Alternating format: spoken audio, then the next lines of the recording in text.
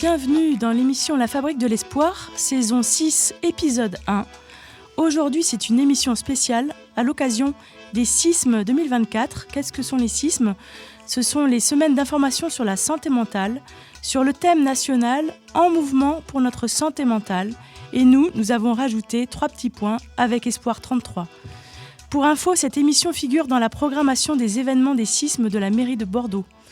Autour de la table, aujourd'hui, nous avons Chiné, nous avons William, Bonjour Jean-Marc, Sophie. Stéphane. Bonjour Sophie. Et de nombreuses autres personnes dans le studio qui font du bruit actuellement. Font du bruit.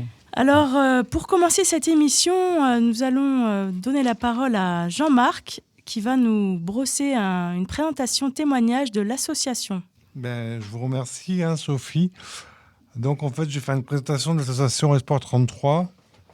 Espoir 33 est une structure destinée à accueillir des gens qui peuvent présenter des troubles psychiques composés de 3 clubs. Le club Mozart, le club Gambetta et le club de l'Or et d'un SAMSA. Chaque club propose des activités diverses et variées, comme par exemple des sorties, du sport et de la radio Paul Bert.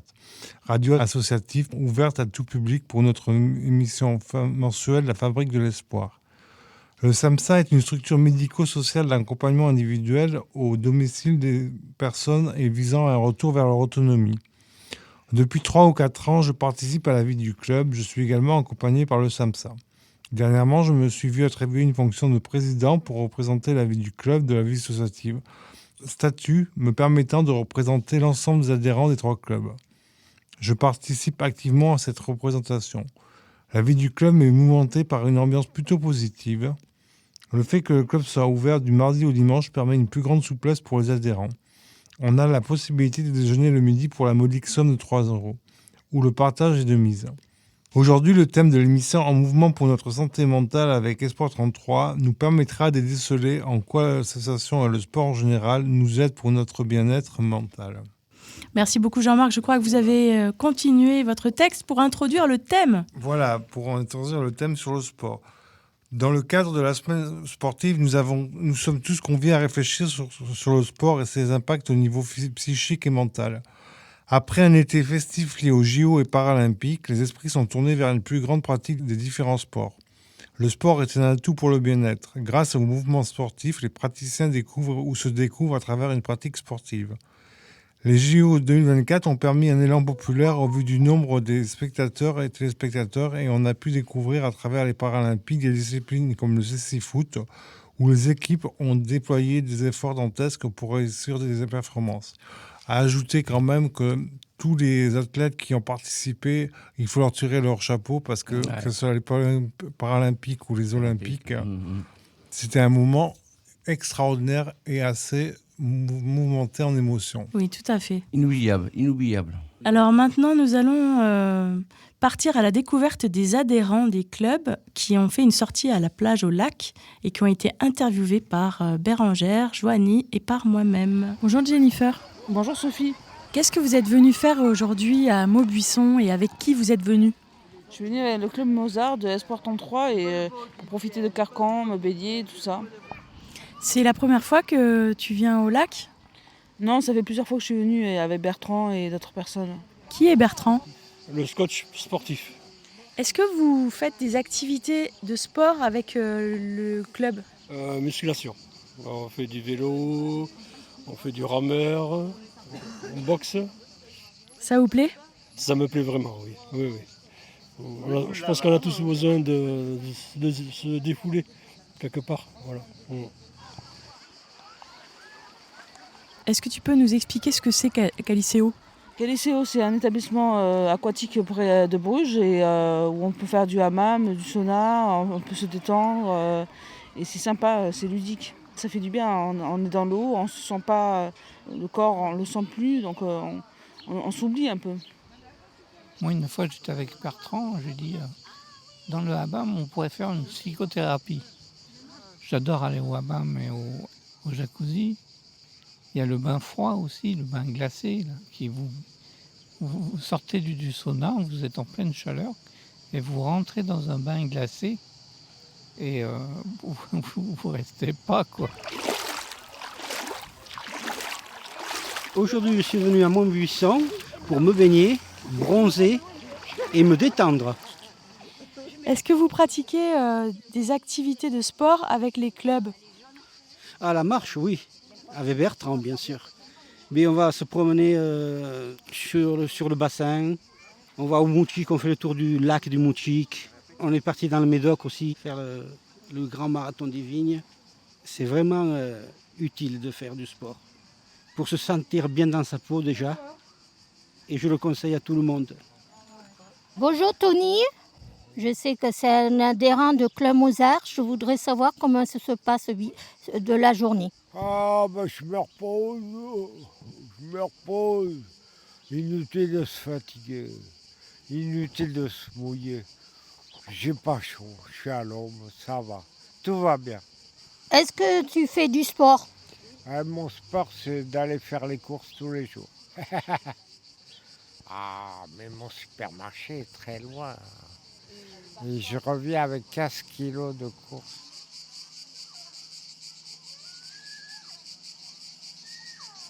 Vous avez mis votre costume de randonneur? Oui, un peu, mais je peux plus revendiquer. Là, il y a un changement de propriétaire au camping que j'aimais bien des Hautes-Pyrénées, voilà. Alors. Ah, du coup, vous allez plus faire de randonnée? Non, enfin, on verra. Et vous faisiez quoi comme randonnée là-bas, par exemple? Je suis en GR10, jusqu'au Col de Bisque, presque à l'Espagne, oui. Ouais. Ça prenait une quarantaine de kilomètres la journée. Ça allait, oui. Et qu'est-ce que ça vous apportait au moral de faire de la randonnée? D'apprécier un peu la vie, le monde. C'était voilà, de voir la tranquillité, les senteurs, et des bonnes images. Voilà. Est-ce que vous pensez que le sport, ça fait du bien pour la santé? Le tir à l'arc, oui, pour le reste, c'est trop dangereux. Comme le foot, c'est trop dangereux parce qu'il y a un chanteur sur ce coup de ballon violemment, il a une mauvaise mémoire. Et ça remonte durant les années 90, ça remonte. Bonjour Jérôme. Bonjour Sophie. Est-ce que vous pratiquez des activités sportives au sein du club? Le tennis, le vélo en salle, la marche vendredi et Caliceo quand il y en a. Et est-ce que vous pouvez nous raconter quelle activité vous préférez parmi toutes celles-là? Le vélo en salle. Parce que j'y reste un petit moment et ça me fait plaisir tout seul.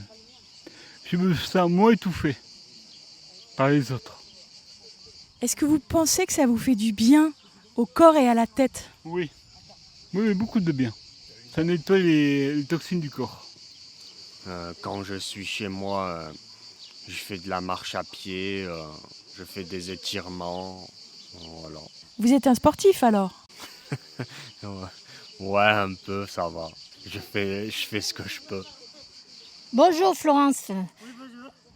Est-ce que tu fais aussi le sport? Je danse, parce que j'ai perdu des poids, je danse. Que j'ai perdu et je mange équilibré, ça fait... J'achète plus de poisons mortels comme les bonbons et les biscuits et le coca. Que ça, c'est des poisons mortels. Oh, ça fait peur. Je fais du sport avec Bertrand 2 fois par semaine. Le mercredi, on fait de la musculation, mercredi matin, et jeudi matin, on fait du tennis. Et voilà, quoi, ça fait du bien de lâcher toutes ces idées, ces ondes négatives dans la balle de tennis. Je me sens vidé après. Bonjour Jean-Michel. Est-ce que vous pensez qu'en général, le sport est bon pour la santé mentale? Bien sûr. Ah oui, ça donne de la joie. Est-ce que vous pratiquez des activités sportives au Club de l'Or? Pour le moment, je fais du tennis. Ça me plaît beaucoup parce que j'ai pas d'activité professionnelle. Ça me fait du bien, ça me rend heureux. Merci beaucoup Jean-Michel. Je vous remercie. Vous voulez un autographe? Autographe, ouais. Moi, je veux bien un autographe, Sophie. Quelles sont vos réactions justement spontanément à ces témoignages et ces... Apparemment, le sport prend une place super importante dans la vie de chacun. Et que cette semaine dédiée au sport permet peut-être à certains de se découvrir, de se redécouvrir. Et que les clubs offrent, beaucoup de possibilités pour les adhérents. Ouais, les adhérents. C'est bien, ça fait découvrir chaque club, tout ça, les patients qui font le sport qu'ils aiment. Voilà. Ça permet un mélange, une fusion entre tous les membres aussi. Ça permet une dynamique positive. Oui, tout à fait. Et bien pour fêter ça, nous allons écouter maintenant un titre bien connu qui dit que nous sommes les champions. We are the champions, the Queen. I paid my dues, time after time. I've done my sentence, but committed no crime. And bad mistakes, I've made a few. I've had my shells and kicked in my face, but I've come through. I need to go on, on, on, on. We are the champions, my friends, and we'll keep on fighting till the end.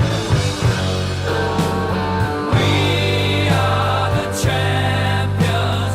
We are the champions.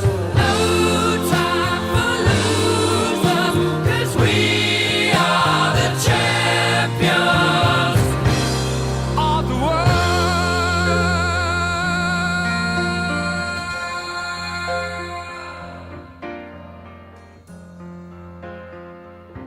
I've taken my bows and my curtain calls. You brought me fame and fortune and everything that goes with it. I thank you all, but it's been no bed of roses, no pleasure cruise. I consider it a challenge before the whole human race, and I ain't gonna lose. I need to go on, on, on, on. We are the champions, my friends, and we'll keep on fighting till the end. We are the champions. We are the champions. No time for losers, 'cause we are the champions of the world. The champions, my friends, and we'll keep on fighting till the end. Oh, we are the champions. We are the champions. No time for losers, 'cause we are the champions.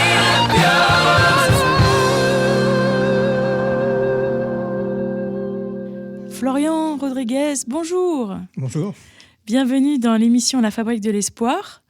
Vous êtes préparateur mental de sportifs de haut niveau à Bordeaux et ailleurs, notamment dans le foot et le rugby.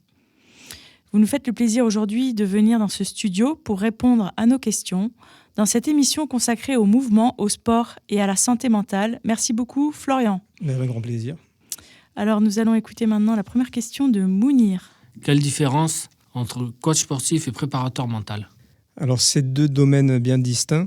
C'est-à-dire qu'on a le coach sportif, ça peut être plusieurs dénominations. C'est-à-dire qu'un coach sportif, ça peut être un préparateur physique personnel qui prend des gens en charge pour se remettre en forme. On peut dire que ça peut être aussi l'entraîneur d'une équipe, qu'on appelle un coach. Donc, eux, ils sont vraiment sur soit la technique, la tactique ou le physique, selon le domaine d'intervention du coach. Et le coach mental, lui, va vraiment travailler sur la partie mentale, c'est-à-dire peut-être la gestion du stress, des émotions, tout ce qui va faire qu'à un moment donné, un sportif peut sortir de son match, comme on dit. En fait, on appelle ça sortir de son match, ou rester concentré et puis être efficace. Merci beaucoup, Florian. Quelle est l'importance du mental pour la préparation du sportif par rapport à la pratique physique? Alors, c'est une bonne question. Enfin, il y a vraiment beaucoup de bonnes questions Donc c'est intéressant de répondre à ces questions-là. C'est très important et on commence à bien évoluer là-dessus. Je crois que c'est de plus en plus admis et compris par les sportifs de haut niveau. On l'a vu pendant les Jeux Olympiques, parce que beaucoup de sportifs de haut niveau des Jeux Olympiques parlaient dans les articles, dans les interviews, de l'importance de la préparation mentale. C'est-à-dire qu'on dit que la performance sportive elle dépend de 4 piliers, c'est-à-dire la technique, la tactique, le physique, et souvent le mental, il est un peu délaissé. Donc par rapport au physique, ce qu'on peut se dire, c'est que pour évoluer physiquement, pour progresser physiquement, il faut travailler. Alors pourquoi on ne travaillerait pas le mental ? C'est comme si c'était inné, comme si on pouvait facilement gérer les choses sans apprendre à le faire finalement. Et c'est pas inné, enfin pour personne. Donc du coup, c'est tout aussi important parce que on peut être très bien préparé physiquement et il suffit que l'adversaire soit aussi très bon physiquement, soit aussi très bon techniquement.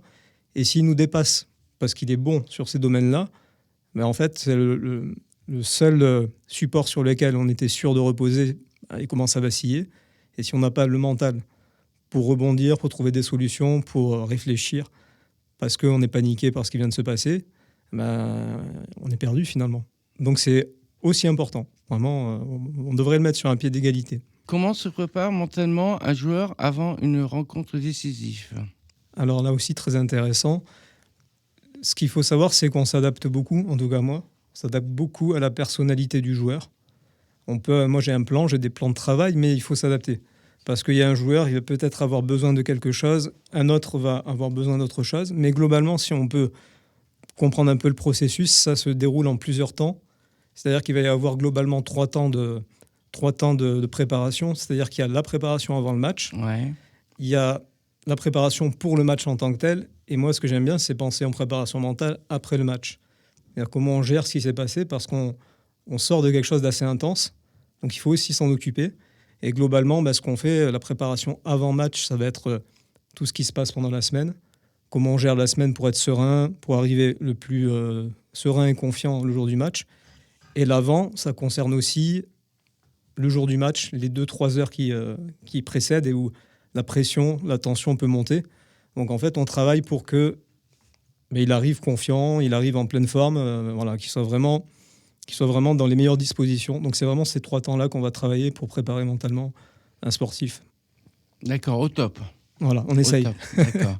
Comment se prépare un groupe et une équipe ? Alors là aussi, c'est subtil parce que c'est très différent des équipes, des groupes, parfois des sports qui ont des mentalités différentes. Ouais. Donc il faut s'adapter à ça. C'est peut-être le plus dur de préparer mentalement une équipe parce que justement des individualités ensemble. Donc comment faire pour que ceux qui parlent à quelqu'un parlent aussi à l'autre et ainsi de suite. Ouais. Ça, c'est très dur. Mais je pense que pour que ce soit efficace et que ça fonctionne, il faut que ce soit des équipes qui aient envie de le faire. Que tous les joueurs aient envie, qu'ils aient une mentalité commune, qu'ils aient des ambitions communes. Et si on arrive à voir ça et qu'ils soient intéressés et curieux, si on arrive à voir ça, il y a des choses à faire, par exemple, pour qu'ils aient des codes en commun pour gérer pendant le match. S'il se passe des choses, ils savent si l'équipe commence à perdre pied, peut-être des phrases clés qui peuvent se répéter quand ils ont un moment pour revenir ensemble. Donc ça passe là-dessus, sur ce genre de préparation-là. Mais c'est assez complexe. Je pense qu'on est encore en train de tâtonner pour savoir exactement comment on peut travailler avec des groupes. Et je pense que même les psychologues du sport ont des difficultés, je pense. Je pense que c'est très dur quand même de réussir à trouver l'équilibre au niveau du groupe, de comment, justement pour ce que j'ai dit juste avant, qui est d'avoir l'adhésion d'un maximum de personnes dans le groupe. Parce que s'il y a un maximum de personnes qui est partant, ça va être beaucoup plus simple d'amener un peu les récalcitrants, entre guillemets, de les amener avec le groupe. Mais si c'est moitié-moitié, ça devient déjà délicat. D'accord. Alors, je voudrais savoir, c'est la question de Jennifer, elle n'est pas là, désolée pour elle. Quelles études avez-vous faites pour devenir préparateur mental ? Alors pour faire ça, moi j'ai suivi une formation dans un centre de formation qui est à Paris, qui s'appelle Transfert. Donc c'était une formation qui était plutôt orientée pour les gens qui avaient déjà soit une activité dans le sport de haut niveau, soit du réseau qui était impliqué dans un travail en relation avec le sport de haut niveau. Comme moi, je m'occupais de la communication de sportifs de haut niveau et que je faisais aussi des piges dans le journalisme sportif. Ah, oui. Voilà, j'avais déjà du réseau et je connaissais déjà l'univers. Et comme c'était quelque chose qui m'attirait énormément, parce que ça répondait à mes deux passions principales, le sport, Bien la sûr. psychologie. Du coup, j'ai fait cette formation qui s'est déroulée sur une année et qui était très riche. Moi, j'ai pris le temps d'étudier les formations à disposition, qu'elles soient privées ou universitaires, et celle-ci me paraissait la plus complète avec d'excellents intervenants. Et surtout, ce qui me séduisait dans cette formation, c'est qu'elle n'était pas que théorique. Ça voulait dire qu'on devait, pour intégrer cette formation, trouver un accord avec un sportif de haut niveau pour l'accompagner sur la saison et faire sa préparation mentale en fonction des cours. Et ce qui faisait qu'elle était de qualité, c'est qu'on n'était pas lâché dans la nature. On avait une psychologue du sport à qui on devait rendre des comptes sur pourquoi on faisait ça avec le sportif. Ouais. Et la chance que j'ai eue, c'est de pouvoir très rapidement m'occuper d'un sportif de haut niveau, puisque c'était un joueur de rugby de l'UBB. Voilà. Ah oui. Du coup, ça m'a de suite permis d'être avec du très haut niveau. Voilà, c'est un joueur qui est encore actuellement dans l'équipe. Donc, je ne sais pas s'il pourra tomber sur l'interview, mais moi, je le remercie encore parce que ça a été vraiment enrichissant, je pense, pour lui, mais aussi pour moi. On a vraiment, tous les deux, on s'est vraiment enrichis et je suis tombé vraiment sur la personne idéale pour faire cette préparation mentale, parce qu'une ouverture d'esprit, une curiosité et vraiment des échanges riches qui m'ont permis en tout cas de conforter mon choix de faire ce travail par la suite. Ça collait, comme on peut dire. Oui, voilà, ça collait. Ça c'est bien goupillé. Ouais. J'ai une question aussi, c'est comment gérer les blessures de sportifs? Ah, ça aussi, c'est très intéressant parce que c'est dur. Je pense que se blesser pour un sportif de haut niveau et puis pour un sportif en général, c'est le moment le plus délicat parce que alors c'est très dur de pas être sélectionné dans une équipe, de pas faire partie de l'équipe, de regarder les coéquipiers depuis les tribunes. Mais je pense que c'est un cran au-dessus quand on se blesse, surtout sur des grosses blessures qui vont nécessiter 3 à 6 mois, voire plus d'absence. Parce que ce qu'il faut comprendre, c'est que le truc le plus dur là-dedans, c'est que déjà, ce sont des sportifs, donc ils sont passionnés de sport. Donc la blessure les prive de sport. Donc ça, c'est une chose qui est difficile. Leur quotidien change brutalement du jour au lendemain puisqu'ils avaient l'habitude d'avoir une certaine routine qui devient différente. Encore plus dans les sports collectifs où ils se retrouvent bien souvent à regarder les coéquipiers sur le terrain et eux en solo avec le kiné ou l'ostéopathe ou le médecin. Donc du coup, ça change beaucoup de choses. Et le troisième truc qui est difficile, c'est tout ce qui est inhérent au côté « je suis en marge du groupe ». C'est-à-dire que est-ce que d'autres joueurs ne peuvent pas prendre ma place ? Est-ce que ça ne peut pas freiner ma progression ? Donc quand on fait ça, déjà ce qui est intéressant, je pense que c'est un peu plus facile à gérer. Je dis un peu plus facile, mais on va pondérer ça, mais, parce que c'est jamais facile. Un peu plus facile à gérer pour les sportifs qui ont déjà un processus de préparation mentale, qui ont déjà l'habitude de débriefer un petit peu ce qu'ils ressentent, de trouver des réponses à des questionnements. Donc déjà, quand ils ont un petit peu ce réflexe-là, je pense qu'ils peuvent plus vite, on appelle ça switcher, donc passer à autre chose et se projeter vers, tiens, qu'est-ce que je vais mettre en place pour revenir ? Qu'un sportif qui n'en fait pas du tout, je pense que ça va être très difficile parce qu'il se retrouve un peu démuni. Donc moi, ce que je dis, c'est que si on est avec un sportif, qu'on est préparateur mental, s'il se blesse, il y a deux choses. La première chose, c'est de continuer le travail, peut-être moins de séances, mais continuer une routine de travail de préparation mentale. On peut travailler d'autres sujets, histoire de se dire, tiens, on reviendra plus fort quand on reviendra. Ouais, et le deuxième axe qui est important, c'est d'être attentif à comment il se sent. Est-ce que ça va ? Il va y avoir un moment difficile, mais est-ce que, au fur et à mesure, ça va un peu mieux, on reprend le moral ? Ou est-ce que ça peut arriver ? Est-ce qu'il va s'enfoncer dans quelque chose qui se rapproche de la dépression ? Et à ce moment-là, nous, on ne peut pas gérer ça. Il faut être lucide. Moi, je le dis toujours, à ce moment-là, ce qu'on peut faire, c'est gentiment, il ne faut pas être brutal dans l'approche, mais on va dire, tiens, peut-être que, est-ce que tu as pensé à discuter avec un psychologue ? Tout en sachant que moi, je pars du principe qu'il ne faut pas abandonner le travail de préparation mentale, parce qu'il aurait l'impression qu'on l'abandonne. Donc du coup, ça va être, tiens, pourquoi pas, puis le rassurer par rapport au fait d'aller voir un psychologue, parce qu'on a tellement d'a priori qui n'ont rien à faire, je pense, dans nos sociétés modernes, mais qui existent, surtout pour les sportifs de haut niveau. Donc c'est essayer d'être attentif à ça. Et nous, en tout cas, dans ma formation, on a été formés par des modules pour avoir une approche, comprendre, pouvoir repérer et être capable éventuellement de proposer des solutions si nous, on ne peut pas le faire. Mais il faut être vraiment, je pense qu'il faut être attentif à ça, surtout dans le cadre de la blessure, parce que c'est quand même une étape difficile. Voilà, il y a aussi, on est blessé dans sa chair, il y a beaucoup de choses qui se passent, donc il faut être vraiment très attentif. Ouais. Merci.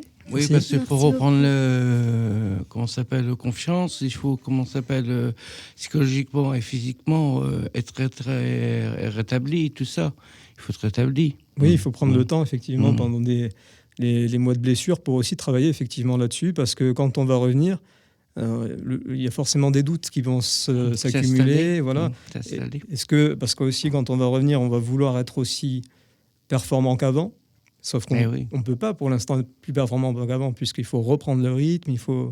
Donc il faut travailler mentalement pour avoir des objectifs et des attentes qui sont réalistes.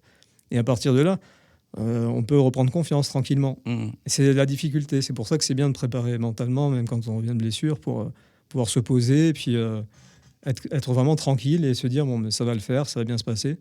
Plutôt que si on ne travaille pas mentalement, on va vouloir peut-être revenir très fort, très vite, sauf qu'on ne peut pas. Matériellement, ce n'est pas possible, puisqu'on n'a pas le même niveau qu'avant blessure, ce qui est normal, parce qu'il faut reprendre du rythme. Et c'est ça qui peut créer une perte de confiance, puisque le sportif peut se dire mais non, mais je ne comprends pas, je ne suis pas bon. Alors qu'il faut juste redescendre le niveau d'attente. Les niveaux, et on fait ça beaucoup en préparation mentale, trouver les bons niveaux. Ouais, parce que s'il se blesse encore plus fort, c'est fini pour sa carrière et puis pour sa saison. Oui, voilà. Et parfois, il y a aussi un autre sujet par rapport à la blessure. Je vais creuser un petit peu, mais c'est intéressant parce que par rapport à la blessure, des fois, vous avez des sportifs, surtout dans le rugby, ça le fait beaucoup. Le foot aussi un peu quand même, qui traînent des blessures, qui les empêchent pas matériellement ou techniquement de jouer, mais voilà, et au fur et à mesure, ils vont insister, ne pas prendre le temps de soigner, et après derrière, au lieu de s'arrêter un mois pour vraiment rétablir les choses, ça va durer une saison, une saison qui perd. Donc ça aussi, ça se travaille mentalement. Ça se travaille. Super. Et une autre question, c'est comment gérer l'échec des joueurs ? Alors ça aussi, très intéressant. Comment on gère l'échec des joueurs ? C'est... moi, la manière en tout cas dont je le travaille, c'est d'essayer de revisiter la notion d'échec. C'est-à-dire que c'est beaucoup corrélé à nos sociétés où on entend beaucoup parler d'échec, l'échec, comme si c'était quelque chose d'irrémédiable. On va plutôt penser que, en fait, c'est plus une information. C'est-à-dire, j'ai pas réussi maintenant, mais ça veut pas dire que j'ai échoué, j'ai juste pas réussi maintenant. Donc on va continuer, on va trouver d'autres méthodes, d'autres façons de faire. Mais en fait, on est plus dans une idée qu'on continue et qu'on avance. On part toujours du principe au départ qu'on va analyser ce qui s'est passé. On est plus dans une analyse de ce qui s'est passé sans mettre des termes négatifs dessus. Juste, voilà, j'ai pas réussi ça. À ton avis, voilà, qu'est-ce qui s'est passé ? Et puis on continue. Ça ne veut pas dire la fin de l'objectif. Bien sûr. Moi, je dis toujours que l'échec, finalement, on le décide à partir du moment où on dit ok, pour moi, c'est fini, c'est terminé. Voilà, c'est un mur, je ne peux plus aller plus loin. Ou alors simplement, je veux changer de projet et c'est pas un échec. Mais si je veux juste continuer, je vais continuer. Je vais juste prendre le temps.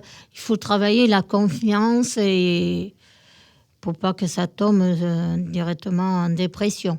Oui, voilà. Et après, c'est travailler la confiance. Et surtout, donc, du coup, par rapport à cette notion d'échec, c'est travailler la confiance dans prendre son temps aussi. C'est-à-dire se dire, si c'est pas arrivé maintenant, j'ai toute une carrière peut-être pour atteindre l'objectif. Donc, c'est ça aussi qu'il faut beaucoup travailler parce que c'est corrélé à la société qu'on vit qui est trop rapide. Et le sport de haut niveau, c'est encore plus que ça. Donc, c'est encore plus rapide. Donc, il faut essayer de relativiser les choses, surtout avec des jeunes joueurs, et leur dire, en fait, on a le temps. C'est pas parce qu'il y a un match qui s'est mal passé ou que tu es en échec. Il y aura d'autres matchs, il y a beaucoup de matchs. Ta carrière elle va être longue. Donc, et quand on arrive à faire ça, on ne reste pas bloqué. Donc, si on ne reste pas bloqué, on peut avancer et puis ça va mieux. En fait. Régulièrement, on arrive à passer à autre chose et on ne se sent pas abattu. Si par contre, on considère qu'un échec, on n'a pas réussi un match ou ça fait 3 mois qu'on est moins bien au niveau de la performance et qu'on se dit qu'on est en situation d'échec, mais là, clairement, finalement, on le fait exister. C'est-à-dire qu'on lui donne vraiment une image. Il faut travailler un peu sur l'image qu'on en a. Si on se dit, pour moi, l'échec, c'est à partir du moment où j'aurai plus les ressources et que, de toute façon, je dirais stop, mais de manière contrainte, pas parce que je l'ai décidé. Là, oui, on peut peut-être considérer que c'est un échec, mais si on revisite les choses, on peut réussir à les aider à déculpabiliser et puis à enlever un peu ces idées de... Et surtout à rebondir. Oui, très rapidement, oui, c'est ça l'idée. À rebondir. C'est de réussir à passer à autre chose. L'échec qu'on a eu auparavant, on peut rebondir très facilement après. Oui. On peut avoir du positif. Hein. Oui, voilà, c'est pas parce que ça s'est mal passé sur un match que... c'est pour une saison. Hein. Oui, c'est pas forcément grave. Hein. C'est pas forcément grave. C'est un échec et puis ça rebondit très vite en sport. Tout à fait. Si on est perdu parce qu'on fait plein de matchs et au final, dans le groupe, on se sent de moins en moins en sécurité, puis après de plus en plus en sécurité, comment on gère tous ces moments ? Par rapport au fait qu'un joueur, ils ne savent pas trop comment se positionner par rapport à ses partenaires, tu veux dire ? C'est plutôt ça, s'il se sent un petit peu exclu, ou c'est plutôt ça que tu veux dire, ou plutôt parce qu'il a, oui. ou plutôt parce qu'il fait des mauvaises performances et il se sent mauvais par rapport aux autres ? Un peu des deux. Un peu des deux. Bah, l'idée, c'est déjà, je pense que ce qui est important pour lui, c'est de pouvoir communiquer. C'est-à-dire qu'il faut qu'il parle le plus possible à l'entraîneur, au capitaine. Il faut qu'il puisse en fait s'ouvrir de ce qu'il vit. Si par exemple, il pense qu'il fait des mauvaises performances et que ça pénalise l'équipe, il faut qu'il essaie d'en parler avec ses coéquipiers. Il faut qu'il essaie de trouver des solutions aussi en parlant avec ses coéquipiers pour améliorer la relation technique aussi. Ouais, c'est important. Et c'est pour ça qu'on essaie de travailler là-dessus. Pour essayer, parce que c'est souvent des milieux, le sport de haut niveau, où on parle pas. Enfin, on parle de plein de choses, mais on parle pas des choses profondes. C'est-à-dire qu'on va pas parler de ce qu'on ressent, on va pas parler des problèmes. Vraiment, et c'est pour ça que des fois, après, ça crée des gros soucis plus importants. Donc, il faut qu'ils soient capables de discuter et vraiment de dire, bon, voilà, ça se passe pas bien, comment on peut faire pour améliorer, réfléchir, discuter, mettre des choses en place. Et donc, mais ce qui est intéressant dans ce que tu me dis, c'est que dans une saison d'un sportif de haut niveau, c'est des montagnes, quoi. Des montagnes. Voilà.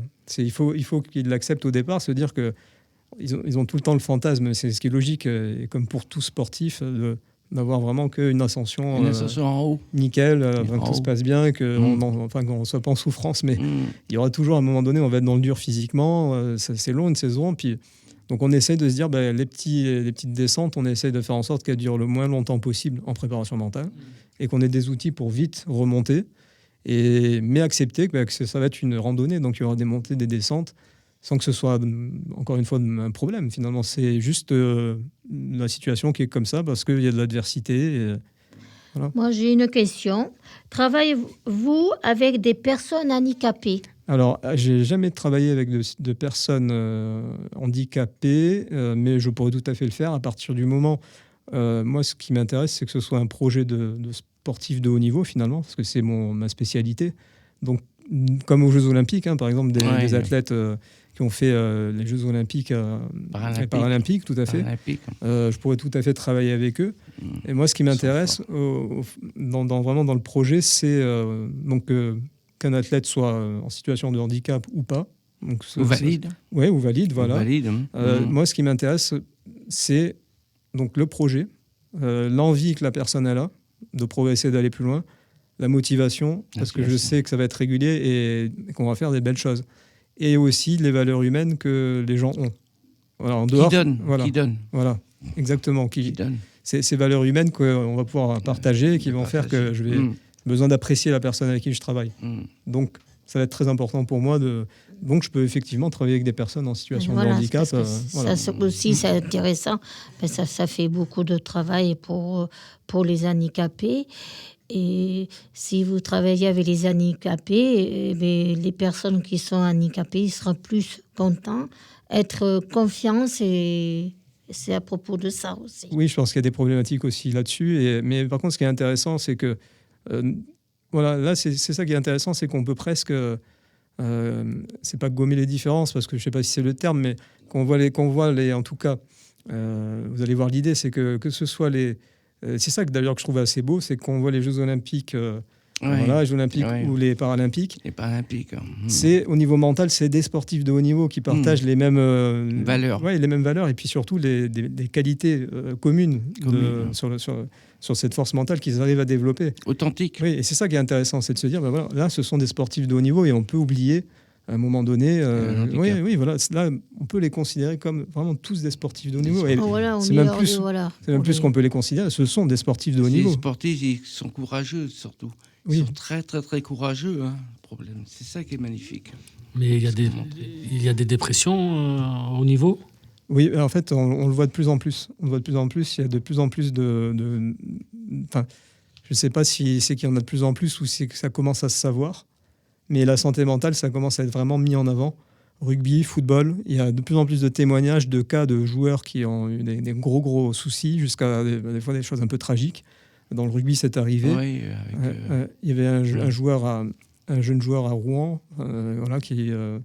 je ne sais plus exactement les tenants aboutissants, mais qui avait eu une fin tragique, sans doute à cause d'une dépression, mais qui n'était pas... Je ne sais pas si elle a été diagnostiquée, mais en tout cas, ça ne se savait pas au niveau du club, d'après ce que je comprends de l'extérieur.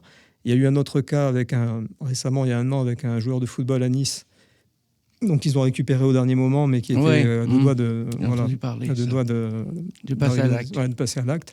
Donc ça arrive de plus en plus, mais ça peut se comprendre en fait, parce que au-delà de toute la pression qu'ils peuvent avoir, il y a beaucoup de choses. Je ne sais pas si on peut corréler ça. Ce serait intéressant de chercher en fait, de faire des recherches là-dessus. Et c'est vraiment quelque chose auquel je pense beaucoup, et j'aimerais bien m'entretenir avec un neurologue du sport par rapport à ça. Par exemple, au rugby, il y a beaucoup de commotion cérébrale, beaucoup de chocs à la tête. Donc, voilà, je ne peux pas m'avancer parce que je n'ai pas la réponse précise, mais en tout cas, ça éveille quand même mon intérêt. Je me dis, il y a des choses. Le football, il y a beaucoup de têtes.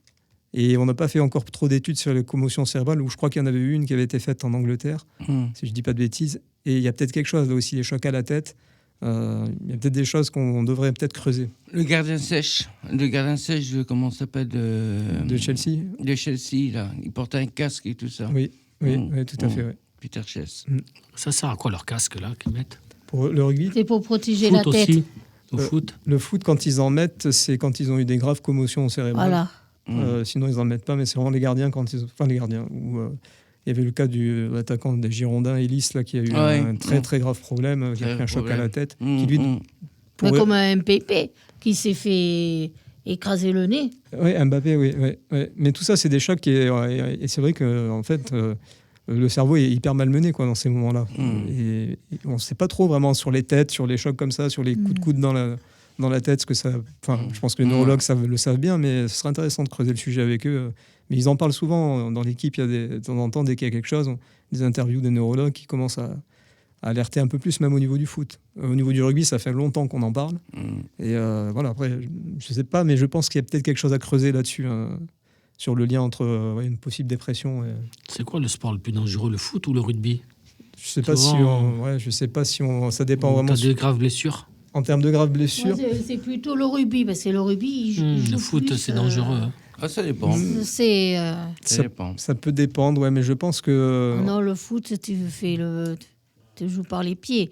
Que le rugby, c'est par la tête. Disons que le rugby, il y a plus de possibilités, je dirais, de commotion cérébrale. Et encore une fois, j'aimerais bien qu'on sache un peu comment ça se passe quand l'accumulation de tête, ce que ça peut donner.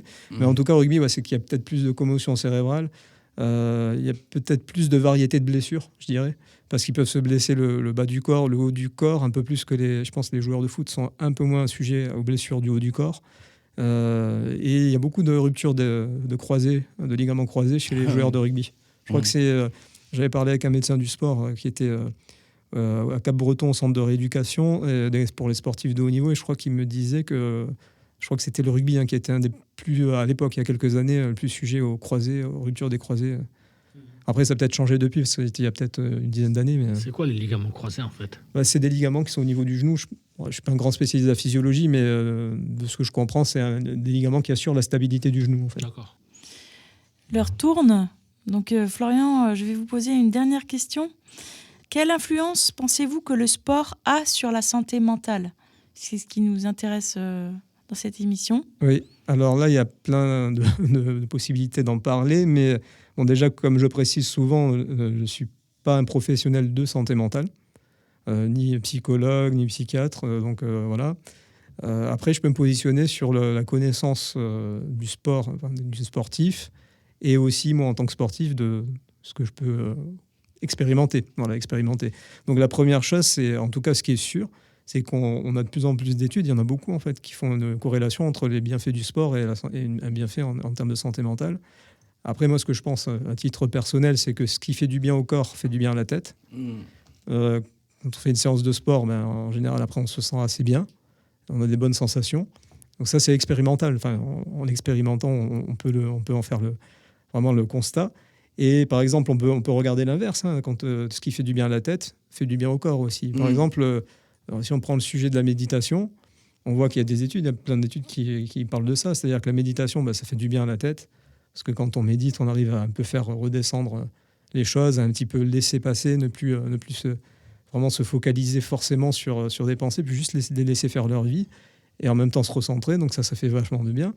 Mais de l'autre côté, on sait aussi que la méditation, elle a des effets anti-inflammatoires sur le corps. Il y a des études qui le montrent. Donc, il y a vraiment cette idée que ce qui fait du bien au corps fait du bien à la tête, et inversement. Ce qui œuvre pour la santé, œuvre pour la santé globale. C'est pas la tête et le corps qui sont dissociés l'un de l'autre, non, ils sont ensemble. Donc, le but du jeu, je pense, c'est vraiment de comprendre un peu ça, et puis surtout de manière encore une fois, je veux dire expérimentale. Tous les sportifs, qu'ils soient de haut niveau ou pas, quand ils ne peuvent plus faire de sport, on s'en rend compte. L'humeur, elle est moins bonne, on sent on a moins d'entrain, ou alors on est peut-être des fois un peu plus morose. Et on le remarque. On s'arrête peut-être de faire du sport pendant 2 semaines, alors qu'on a l'habitude. C'est une fois qu'on a l'habitude.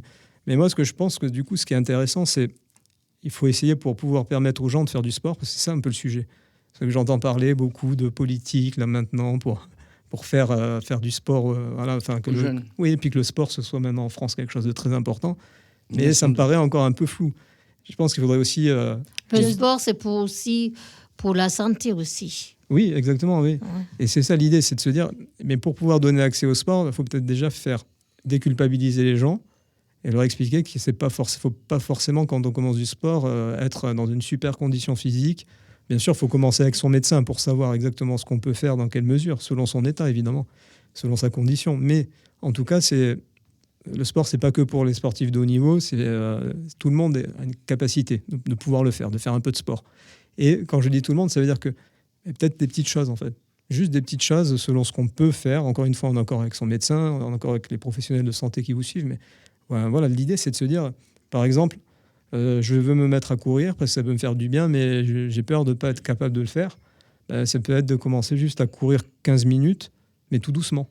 Vraiment tout doucement, sans s'essouffler. Ou un fractionné. Oui, ça va être un peu dur, fractionné, ça fait monter direct. Mais... Ah, d'accord, pardon, je ne connais pas grand-chose. Non, le fractionné, ça fait monter direct. Mais non, ce sera plus commencer à courir un quart d'heure tout doucement. Et puis peut-être une semaine après ou 2 semaines, si je me sens bien, juste je peux faire 17 minutes, 2 minutes de plus, par exemple. Et ça, du coup, ça renforce ma confiance et je me dis, ah ouais, je me sens bien. Alors, c'est un peu de mental aussi, mais c'est intéressant. Et si on ne peut pas courir 15 minutes, on peut juste faire 10 minutes ou alors simplement faire 30 minutes de marche, tout simplement. Ouais. Et c'est déjà très bien. Et c'est une activité sportive, en fait. Donc, c'est de déculpabiliser les gens et leur dire que c'est accessible. Parce que c'est en commençant, en faisant des petites étapes, qu'au fur et à mesure, on peut en faire un petit peu plus parce qu'on a une meilleure condition, et puis ainsi de suite. Et puis, on se prend au jeu et on se dit, tiens, ça s'améliore, je me sens un peu mieux. Et du coup, peut-être qu'on a envie de faire un peu plus de temps de course, un peu plus de temps de marche, un peu plus peut-être de longueur en natation. Donc, c'est possible de le faire, mais il faut peut-être accompagner les gens, essayer de mettre plus de coaching en place, je sais pas, mais des choses en tout cas qui permettraient aux gens de savoir par quel bout le prendre. Parce que c'est facile de dire aux gens, faites du sport, ça vous fera du bien, mais concrètement, on fait comment c'est pas toujours facile de savoir comment s'y mettre sans prendre une licence quelque part. Voilà. Moi, j'ai refaire du football à 57 ans, bientôt à 60 ans. Et voilà, mon sport préféré, puis on verra la suite. Oui, voilà. Mais c'est reprendre du plaisir, simplement. Voilà. À son rythme, au niveau qu'on a, encore une fois, sans avoir des attentes de sportifs de haut niveau. Il faut... Ah non. Voilà. Moi, j'ai joué pendant 20 ans au football. J'ai gagné même la Coupe de France des sports adaptés, des ateliers protégés. Le diplôme, là, au CAT de Capsule. Et voilà, j'ai commencé par là. J'ai commencé minime, en Charente, à Cognac. Et je vais continuer, on verra cette saison. Voilà. Je te remercie beaucoup, Florian, pour toutes ces réponses. Je propose qu'on continue autour d'un verre, parce qu'il va falloir rendre l'antenne maintenant. Et merci beaucoup au nom de Espoir 33 pour la Fabrique de l'Espoir. Merci beaucoup. Merci beaucoup, Florian. C'était très enrichissant. Ouais, merci bien. pour l'accueil. Merci beaucoup. À bientôt alors. À bientôt.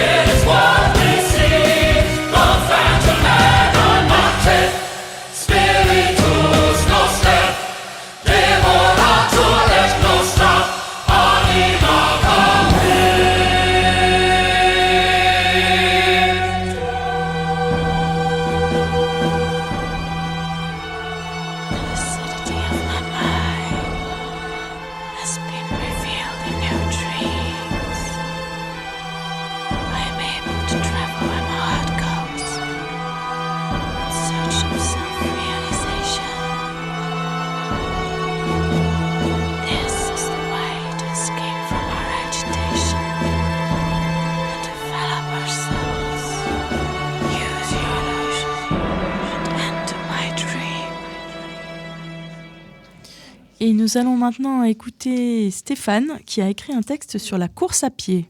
Merci. La course à pied. Aller courir, ça permet de se vider la tête. Il n'y a pas d'âge pour courir. Jeune, moins jeune, senior et handi. Le secret, c'est de stopper quand le corps ne suit plus. Bien sûr, avoir de bonnes baskets et courir à son rythme. Vous pouvez faire des compétitions de 5 km, 10 km, un semi-marathon et pour les plus entraînés, des marathons. Pas besoin d'arriver dans les premiers. Le but est de vous faire plaisir. J'ai une info à vous faire. Le GEM Festival, le 19 octobre 2024, au marché des Douves. C'est un événement des sismes, je précise. C'est ça. À 15h, le choral du GEM Grain Café. 16h, goûter du GEM. Entrée gratuite. Merci. Merci. Maintenant, je vais réciter un slam avec le concours de Chiné qui s'appelle « Le rétablissement est dans le mouvement ».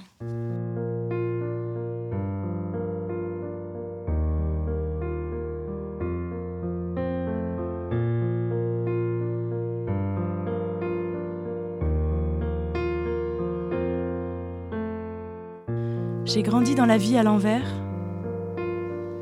J'ai souvent marché à reculons. Je me sentais seule dans l'univers jusqu'à totalement péter les plombs. J'ai souvent rêvé ma vie dans ma tête plutôt que de la vivre. J'ai souvent cherché une recette dans les livres.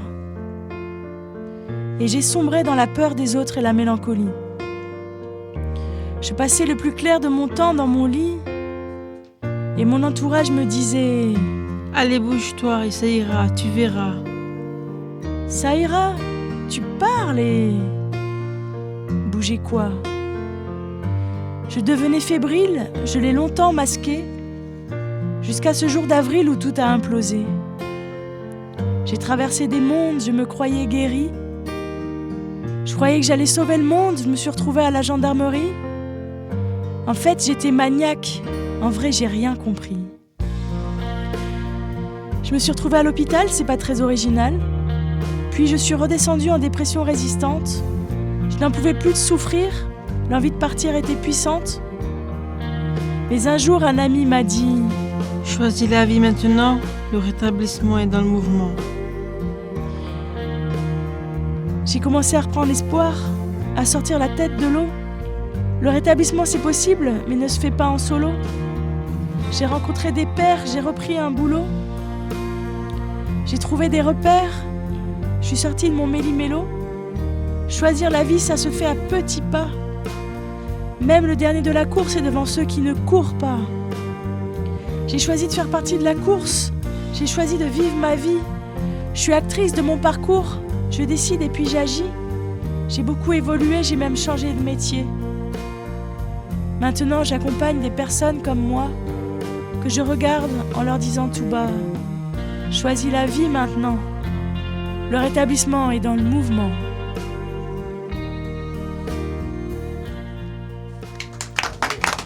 Bravo. Bravo, Sophie. Merci beaucoup, merci. Ah, super. C'est fort en émotion ? Ouais. Merci. Alors maintenant, nous allons écouter un texte sur les bienfaits du sport qui a été écrit par Marianne, mais qui est lu par Nacera. Bonjour. Donc son texte, c'est le sport participe activement à la construction de nos identités. Les activités physiques nous permettent de réguler nos émotions.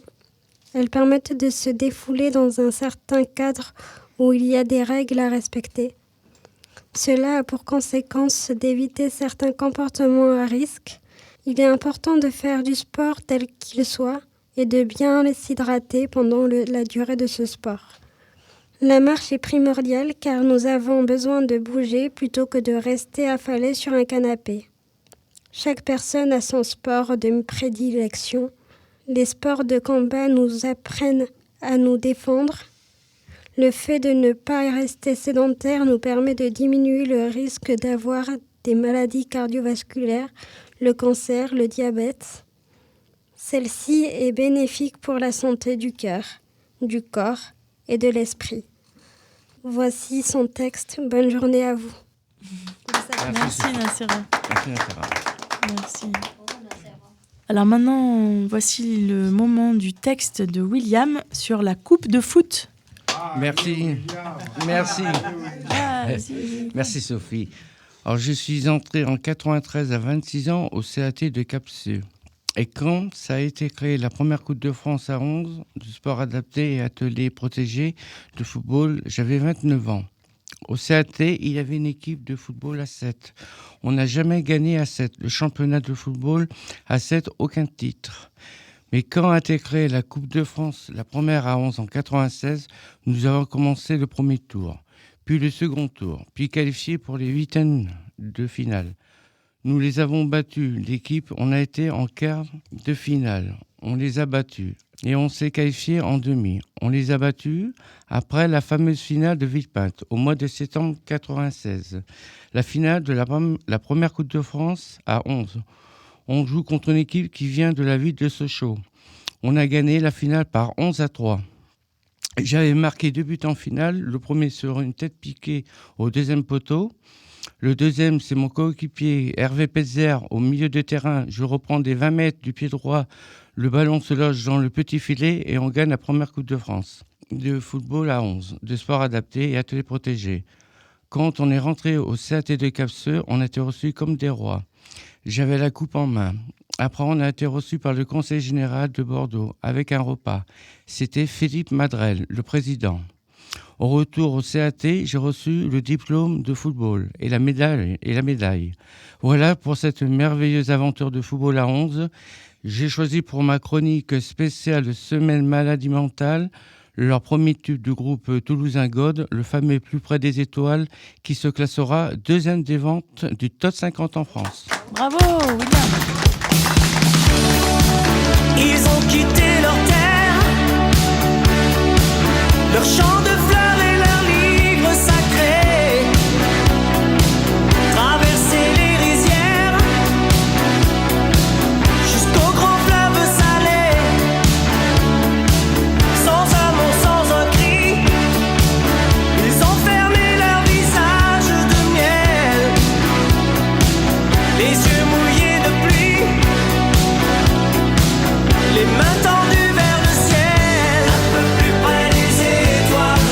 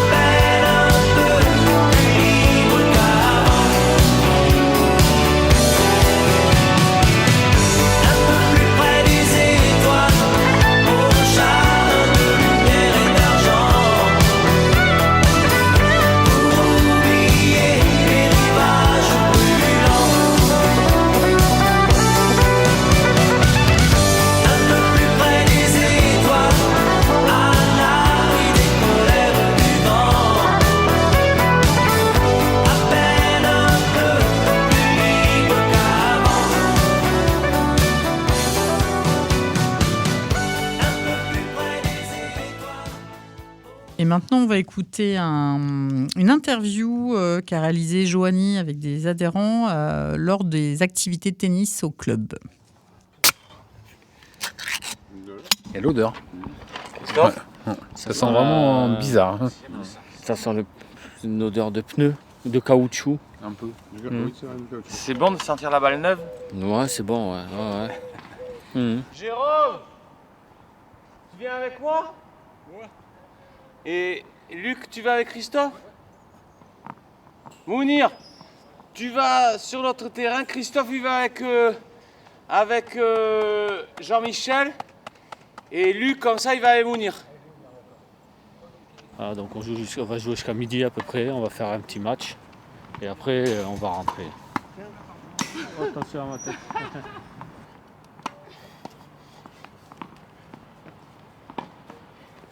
Là. Très bien. Allez. Il y en a 5. D'accord, très bien. Il y a 5 balles. Si jamais tu te précipites trop, je préfère que tu la fasses rebondir 2 fois et que tu sois bien placé, d'accord? Pour pas te casser la figure en arrière ou en avant parce que tu as tendance à te précipiter. Hein? Donc c'est exactement pareil. Moins vite. Voilà. Et il vaut mieux que tu attendes qu'il y ait 2 rebonds pour bien te préparer, n'oublie pas. Ouais, mais s'il y a des rebonds, je perds. Mais non, là on n'est pas là pour perdre ou gagner, on est là pour s'amuser, pour prendre une belle position, pour que tu trouves tes marques et tout ça. Tu vois? Tu as tendance à courir trop. Trop speed. Voilà. Ça, Bon, ça. on va arrêter le yup alors. On va arrêter le yup. Ça doit leur changer tout. Parce que c'est impressionnant de voir comment ça change quand les balles sont neuves. Ah ouais, le jeu est complètement différent parce que la balle rebondit beaucoup. Du coup, toutes tes positions sont différentes. Tu dois courir un peu moins, mais elles rebondissent très haut. Donc ton geste, c'est vraiment spécial, c'est vraiment rigolo. C'est pour ça que là, Jean-Michel, je lui ai dit de rattraper des fois. Avec 2 rebonds. Il faut courir, marche arrière, revenir, tourner autour du carré. C'est vachement quand même, c'est physique. Hein. Heureusement que Bertrand, il nous prend notre rythme en fait. Un peu mou. J'ai mal dormi, je me suis réveillé cette nuit. J'ai encore un point de traitement, quoi, je pense. Hein. Comment ça se fait à chaque fois que je te demande? Tu me dis que tu as mal dormi. Mais je dors mal en ce moment. Ah. Ça, tu le dis depuis longtemps. Hein. Faut que tu lui demandes. Allez. Allez. Mobilise-toi.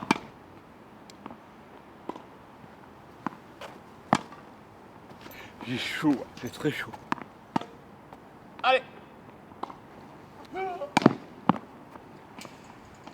Ça fait combien de temps qu'on joue au tennis, Luc et Jérôme? 17 ans peut-être. Allez. Et je pense bien que ça va bien faire une quinzaine d'années.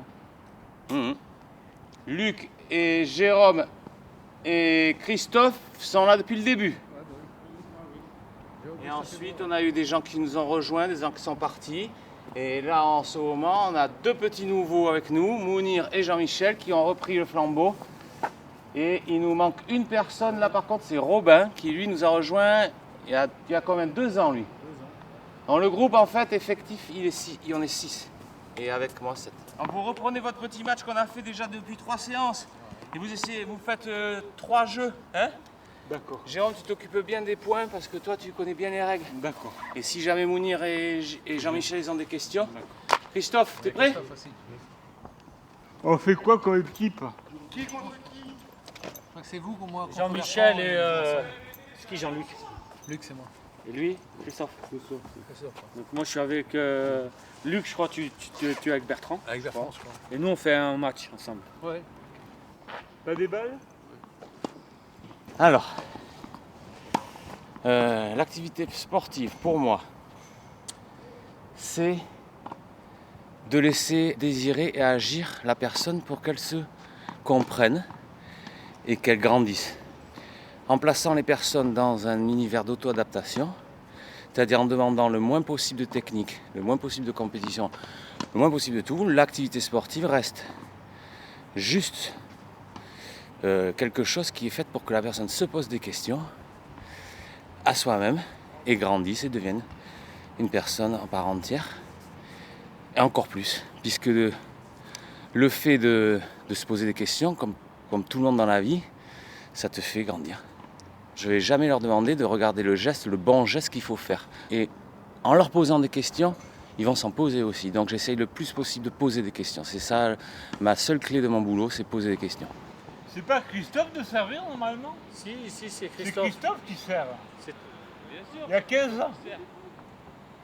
Évidemment, je ne vais pas vouloir qu'ils viennent en chaussures de ville, mais s'ils ne veulent pas mettre de trucs, le jour où ils auront envie de mettre un survêtement ou un short, c'est qu'ils l'auront décidé par eux-mêmes et ça sera super, mais je ne vais pas les pousser. Par contre, si la personne après va me dire « Bertrand, j'ai un problème pour faire ce revers ou faire ce coup droit, et là, j'aimerais que tu me montres le geste », là, c'est une demande de la personne, elle a réfléchi, elle n'y arrive pas, elle me le demande, je réponds à sa question. Mais si elle ne me le demande pas, je ne vais pas pour l'instant intervenir. C'est en ça que je suis éducateur sportif adapté. Elle est bonne. Si, elle est dedans. Oh non. Elle est dedans, Mounir. Oui, elle est bonne. T'as le point. C'est un groupe, mais j'essaye justement de faire un peu d'individuel et que le groupe soit respecté aussi pour que le groupe fabrique l'individuel et l'individuel fabrique le groupe. Ouais. Après, ils ont des niveaux différents et du coup, eux aussi vont apprendre vont pouvoir donner des conseils à l'autre ou se mettre au niveau de l'autre et ça aussi, c'est la vie. Non, c'est à moi de il sert sur toi.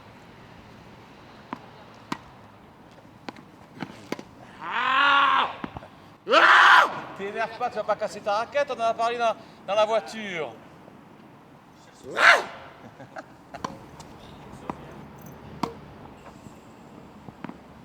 Sorti. Jeu. Non, pas bonne. Non, Donc, c'est pas bonne. ça fait combien? 2-1. Il est quelle heure? Moins de 2. Alors on n'a plus le temps. Donc, on reprendra à 2-1.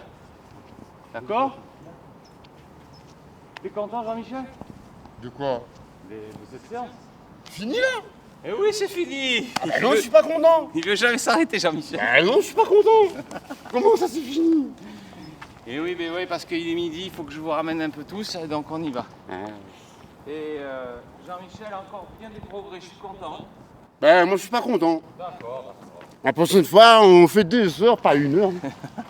Et Jean-Michel, Oui. vous vous sentez comment là? Ben, un peu triste.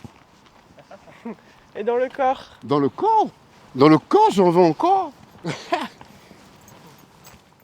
Bon voilà, c'était un super enregistrement. Et là, à chaud, il y a Mounir qui nous disait quelque chose aussi, puisqu'il y participe, si tu veux partager avec tout le monde ce que tu nous disais. Je leur conseille de venir au tennis avec Bertrand, avec notre petit groupe. Ça fait du bien.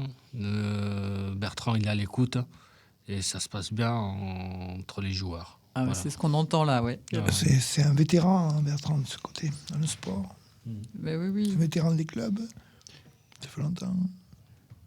Alors, moi, j'ai une suggestion par rapport... Si le débat est lancé ou Alors, non, on va lancer le débat là. C'était juste... Mais effectivement, c'est le moment d'enchaîner le débat. Donc, on va... Puisque, de toute façon, le débat est en thème en lien avec le thème de l'émission et donc l'enregistrement qu'on vient d'écouter. Le débat, donc, aujourd'hui... Alors, je vais peut-être... autour de la table, là, nous avons Stéphane, Mounir, Jean-Marc, Bérangère, Frédéric. Bonjour. Et puis, on a quelques personnes aussi à l'arrière qui peut-être interviendront. Sophie, Nacera et William. Et voilà. Et du coup, le débat du jour, le thème qui avait été choisi, c'est le sport est-il toujours bon pour nous? Pour vous, pour nous? Est-ce qu'il y en a qui ont envie de réagir déjà spontanément? Moi, je dirais oui. Moi, j'ai une expérience malheureuse du sport parce que je faisais du tennis auparavant, en fait, avec le CRPS. J'ai pas trouvé mon compte, en fait. Donc, je pense que ça dépend des structures d'accueil. On faisait des compétitions régulièrement. Mais c'est pas les compétitions qui m'ont fait arrêter le tennis, c'est que, je sais pas, j'ai moins de sensations, en fait. Tu avais l'impression que ça t'apportait pas spécialement quelque chose? Non. Mais le sport, en général, est porteur, hein, ça c'est certain, hein, c'est inconcevable. Mais le tennis, non. Ok. Bon, donc tu n'iras pas le tennis le jeudi avec Bertrand. C'est très physique, le tennis. J'ai fait du tennis, là, c'est à Senon. Puis j'ai arrêté il y a pas mal de temps. Arctique, voilà. Tu avais participé aussi à l'atelier? D'accord. Oui. Et est-ce que tu penses, toi Stéphane, que le sport est toujours bon? Bien sûr, ça fait du bien le sport. Ce que je fais, surtout, c'est de la marche. J'ai fait du vélo, mais c'est pas mal passé. Ça s'est mal passé, tout ça. Mais la marche, La marche, ça te je fais beaucoup de foot. Après, il faut y aller Je fais beaucoup doucement. de foot. Oui, et peut-être effectivement. Faut pas y aller à fond, parce qu'après, on se dégoûte et on arrête. Il faut y aller à son rythme, doucement, un peu. Voilà, il faut y aller à son rythme. Voilà. Oui, c'est intéressant. Au tout début, il faut aller à son rythme, parce que sinon, on se fait mal. Oui, il a raison, il faut écouter son corps et son esprit aussi, parce que l'un et l'autre vont de pair. Et quand le corps n'est pas là, l'esprit, malheureusement, n'est pas là non plus. Il répond pas aussi, c'est ça? Il répond pas, oui, comme dit Stéphane. C'est compliqué. Moi, j'ai tenté plusieurs sports, mais peut-être que c'est mon état psychique qui fait que j'ai plus envie en ce moment. Je dis pas que je reprendrai pas, parce que ça fait quand même du bien, mais bon, pour l'instant, c'est en stand-by. Ça n'a pas une grande place dans ta vie actuellement, en tout cas. Non. Est-ce que, du coup, toi, Bérangère, tu voulais dire quelque chose? Pour le sport, il faut 30 minutes de marche ou 30 minutes de sport une fois par jour. Et ensuite aussi pour la santé. Mais si par exemple il y a des personnes qui les angoissent et tout, on a du mal de reprendre. Des fois on se laisse vraiment aller. Moi, je sais, quand je voulais reprendre mon sport, pourtant j'ai un vélo d'appartement tous les jours, et bien, au lieu de le faire, je le regarde, mais... Oui, ça demande de l'énergie de s'y voilà. mettre. C'est ça. Et depuis quelques temps, je me laisse aller. En ce moment, tu ne fais pas trop de sport? Non, je ne suis pas très bien. Oui, après, c'est ça. Voilà. Comme c'est intéressant. Mais le plus important, c'est il faut le sport et tout. Il n'y a pas que le sport, c'est aussi faire le plaisir, mais aussi c'est pour perdre du poids. Et aussi pour la santé, il y a pas que le sport, il faut suivre. Il y a l'alimentation. S'il n'y a pas l'alimentation, eh bien, le sport, ça ne marche pas tout seul. Il faut l'alimentation à côté. Moi, je ne comprends pas, j'ai perdu 10 kilos et peut-être qu'en marchant. Oui, si tu marches beaucoup, ça peut effectivement jouer. Et après, c'est intéressant ce que tu disais, Bérangère, aussi. Oui, peut-être il y a aussi des périodes où on est plus disponible pour être en mouvement et faire du sport. Comme tu dis, si on est très angoissé, c'est peut-être plus difficile. Et pourtant, même si on sait que ça fait du bien finalement une fois qu'on l'a fait, mais...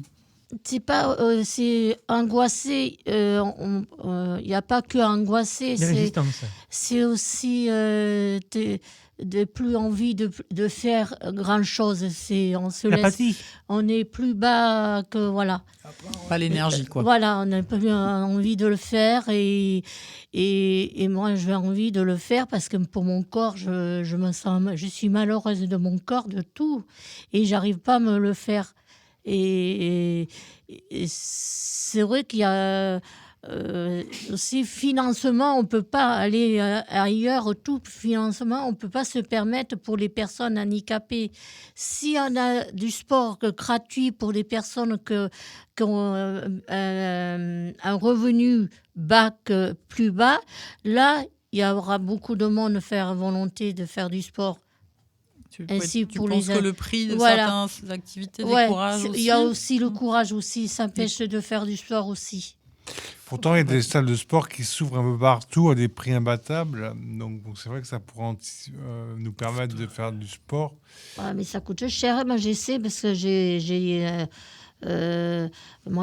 me suis fait extraire à la salle de sport pendant des années.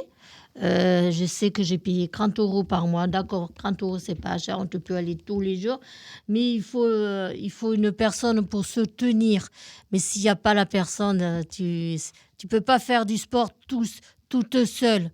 Ça, on se démotive plus vite, Voilà. c'est vrai. Quand on est à deux, des fois, on arrive un peu à se motiver. Moi, Allez, on y va aujourd'hui. Ouais, je sais que quand j'étais à la salle de sport, je me suis fait déchirer mon genou. Voilà, il y avait pourtant il y avait une personne spéciale pour le sport, mais il dit il faut faire ça, mais et il fallait le conseil du médecin à côté, parce que s'il n'y avait pas ça, ben on est foutu. Ça rejoint un peu ce que disait Mounir, c'est qu'il faut aussi y aller progressif, effectivement, parce que si après on a des blessures, forcément que là ça s'arrête. C'est ça, c'est vrai, ouais, ça démotive. Donc quand on va à la salle, je pense qu'il faut commencer peut-être par deux fois par semaine. Et après, petit à petit, on augmente le rythme. Parce que si on y va à fond, on se dégoûte. Vraiment, on se dégoûte et on se fait mal en plus. C'est plus du plaisir. C'est vrai.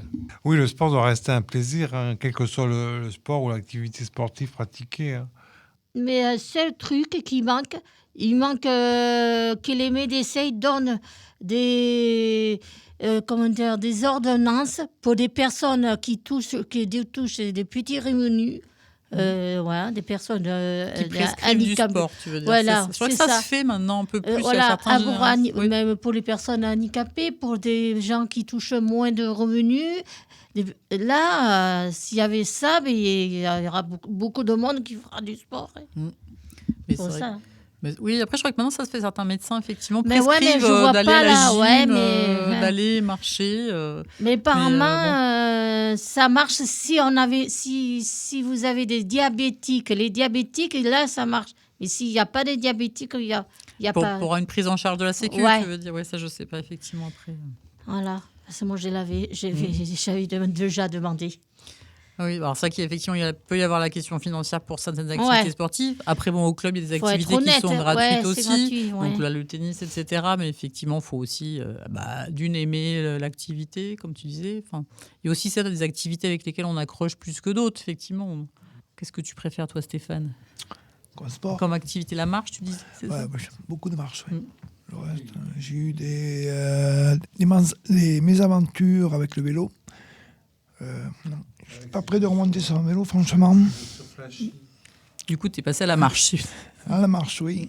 À la marche. Il y a très belles chaussures fraîches. Moi, je te les vends 200 €. Il y a très belles chaussures de sport.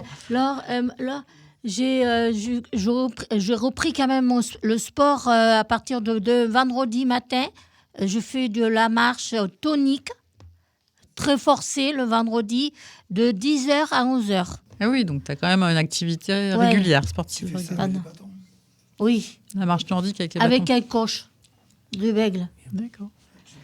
Et toi, Frédéric, tu voulais peut-être oui, du tout, toi moi, ce que je peux dire, étant enfant, j'étais en très bonne santé, aucun problème. Je faisais normalement du sport à l'école, et comme j'étais enfant, je me dépensais aussi physiquement la journée. Arrivé à l'adolescence...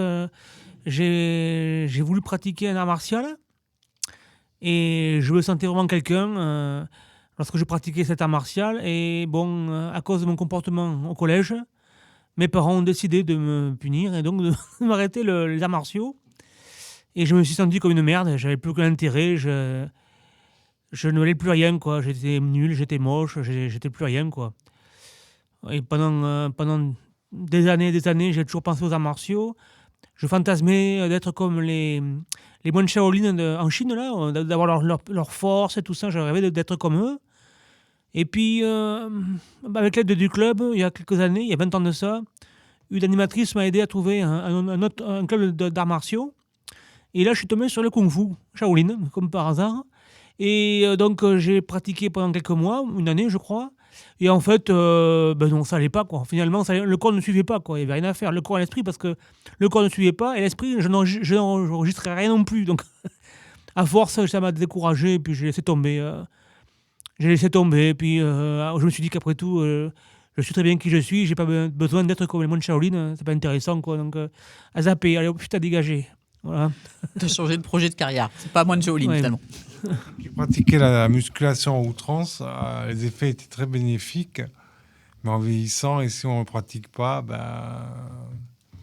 j'avais honte de mon corps après, en fait. Tu avais quel âge quand tu faisais de la musculation comme ça? Entre 25 et 30 ans. D'accord.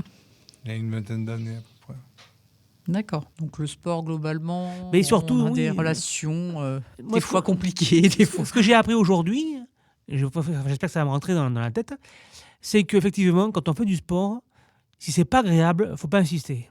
Voilà. Et ça, je dirais oui, c'est la règle d'or. Voilà. Si je suis trop fatigué, j'en peux plus, je ne dois pas insister, je dois arrêter. Il faut que je m'écoute, quoi. Et que c'est pas parce que je m'écoute que j'arrête le sport que j'en ferai plus jamais.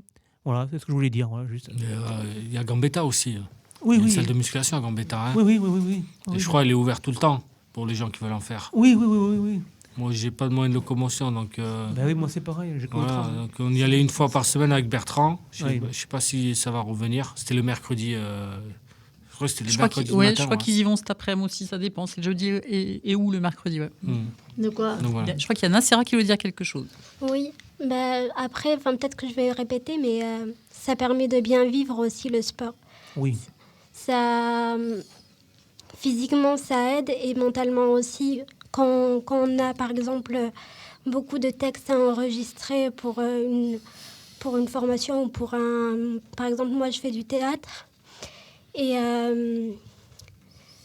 ça vide la tête. Et après, parfois, on peut même retrouver les paroles aussi du texte ou comme ça, quand on court. Je veux dire, c'est un soutien, c'est un accompagnement dans la vie. Oui. Oui, ça vous aide même à mémoriser un peu, c'est ça? Oui, à mémoriser. Oui. Bah ouais, merci Nacera. Bon, est-ce que quelqu'un veut rajouter quelque chose ou on conclut pour conclure ces échanges? Vas-y Nacera. Même si on est malade, on est capable d'avoir ces moments d'extérioriser notre bonheur ou notre malheur à travers le sport. Donc c'est bon pour le soin et la santé. Ouais, je crois que tu es bien conclu. C'est tous ces échanges. Merci beaucoup. Merci tout le monde. Et du coup, on va maintenant écouter justement Stéphane qui va nous lire un texte. Il arrive dans 1 minute. Là, il va chercher son texte sur la pratique, sur sa pratique sportive. 1, 2. Bonjour à tout le monde. Je suis novice. Merci de m'accueillir, Alexandre. Bravo. Vive Stéphane, président Stéphane. Je vais vous lire un texte que j'ai écrit sur le sport. Je vais vous parler du sport, surtout du football. J'ai pratiqué pendant plus de 20 ans à l'Étoile sportive Ésinaise, ESE. J'ai débuté en poussin vers 5-6 ans, jusqu'en senior, le plus haut. C'était en temps amateur. Je jouais surtout gardien de but, étant capitaine et un peu défenseur. On jouait surtout en Gironde et un peu la Dordogne ou les Pyrénées. Je faisais partie des supporters des Girondins de Bordeaux à la grande époque, les années 80, où ils ont gagné beaucoup de titres de champions de France, plus un bon parcours en campagne européenne. Je me rappelle du match contre la Juventus de Turin, où Bordeaux a gagné. C'était imposé 2-0 et à l'aller. Ils avaient perdu 3-0 en Italie. Ils étaient en finale contre le Bayern de Munich, qu'ils ont perdu malheureusement.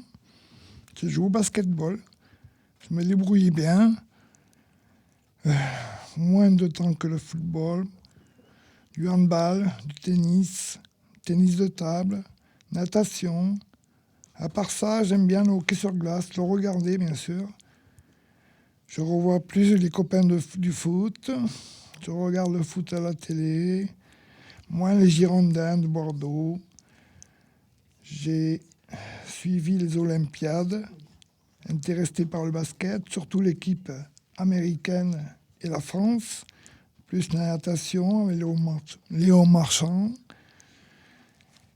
Et bien sûr le judoka Teddy Riner, le meilleur judoka au monde.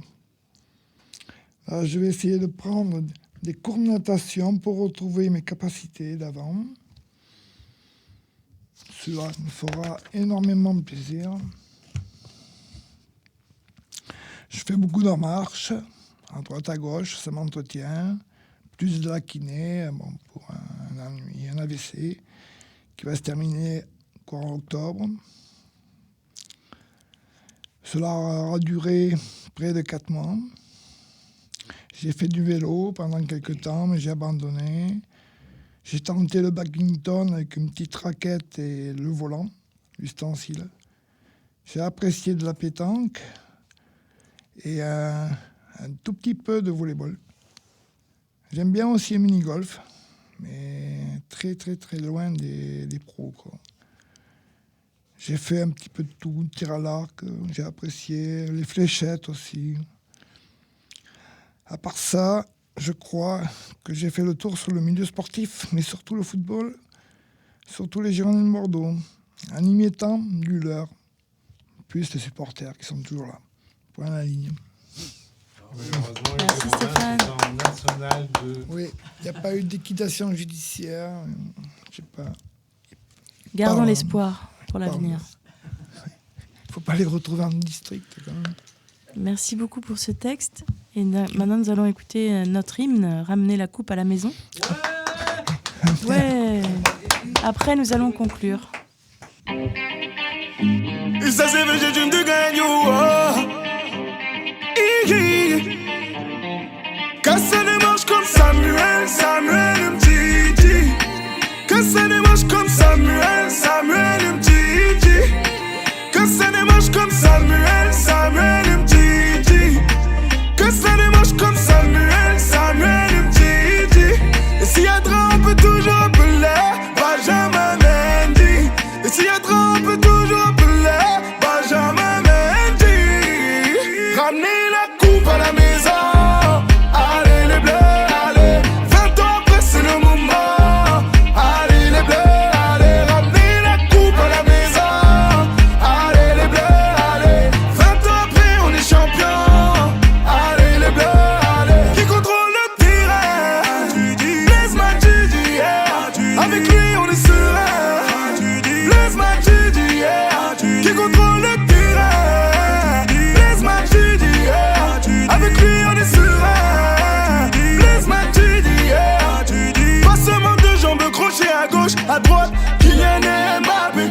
Accélération, virgule, petit pont, frappe, Kylian Mbappé. Je sais plus si je suis gaucher ou droitier, je tire des deux pieds, Ousmane Dembélé. Je sais plus si je suis gaucher ou droitier, je tire des deux pieds, Ousmane Dembélé. Ramenez la coupe à la maison. Allez les bleus, allez. 20 ans après c'est le moment. Allez les bleus, allez. Ramenez la coupe à la maison. Allez les bleus, allez. 20 ans après on est champion. Allez les bleus, allez. Comment ils s'appellent? Kanté, N'Golo, N'Golo, Kanté. Comment ils s'appellent? Kanté, N'Golo, N'Golo, Kanté. Comment ils s'appellent? Kanté, N'Golo, N'Golo, Kanté. Comment ils s'appellent? N'Golo, N'Golo, Kanté. Maestro Kipembe, Kipembe, Kipembe, Kipembe, Kipembe, Kipembe, Kipembe. Les milieux est assuré, attaquant, défense, Polo, Polo, Paul, Pogba. La pioche, Polo, Polo, Paul, Pogba. Ramenez la coupe à la maison. Allez les bleus, allez. 20 ans après c'est le moment. Allez les bleus, allez. Ramenez la coupe à la maison.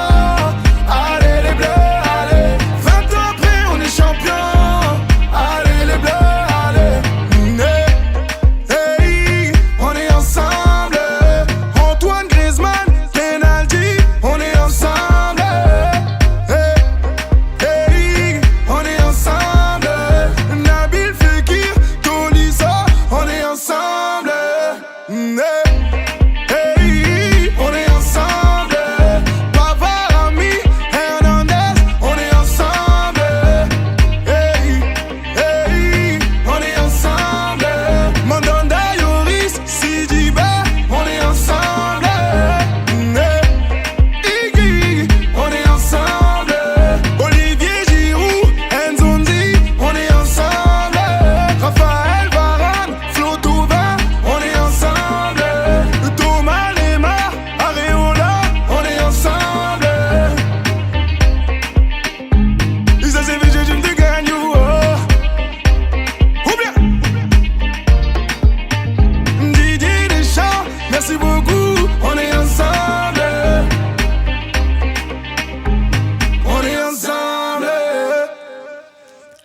coupe à la maison, c'est tout ce qu'on peut espérer pour un sportif.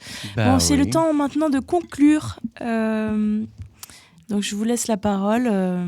Moi, Je remercie Sophie pour cette superbe expérience sur la santé mentale journée. Je remercie jamais assez. Laure, l'accompagnatrice aussi, l'animatrice. Et puis toute l'équipe qui a été pour cette superbe journée, pour ce spécial santé mentale. Voilà. Et Alexandre, le technicien. Alexandre. Bravo, la radio Colbert, merci. Merci, Alexandre, t'es superbe. À la mairie de Bordeaux aussi qui va programmer et communiquer sur cette émission de radio. Merci à Espoir 33, merci à nous. Et merci pour ce rythme que ça m'apporte et que ça peut-être que vous aussi, ce que ça vous apporte. Mais en tout cas, moi, ça rythme ma vie de tous les jours et c'est génial. C'est bien. Merci, c'est bien, moi, ça fait plusieurs fois que je viens. C'est une réunion, une radio, une émission qui est particulièrement touchante. Je pense surtout au slam de Sophie. Oui. Je ne sais plus comment elle s'appelle. Nassira ? Non, le slam de Sophie et Chiné. Mais toutes les interventions étaient la bienvenue et à très bientôt autour de la table pour de nouvelles aventures. Ouais, de nouvelles aventures de la Fabrique de l'Espoir. Voilà, au mois d'octobre. Voilà, je suis auditeur, auditrice. Voilà. À bientôt. À bientôt. Merci de votre fidélité. Au revoir. Merci.